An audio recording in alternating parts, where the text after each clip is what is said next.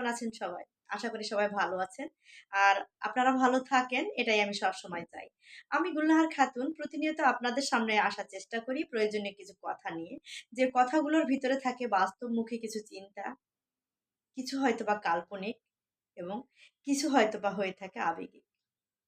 যেটা যেভাবেই হোক না কেন, আমি সবসময়ই চিন্তা করি যে আমাদের জীবনে ঘটে যাওয়া বিষয়গুলো, যেগুলো কোনোদিন হয়তোবা কারো জীবনে ঘটে গেছে এবং ইন ফিউচারে যেগুলো ঘটার পসিবিলিটি আছে, সেই বিষয়গুলো নিয়েই কথা বলার।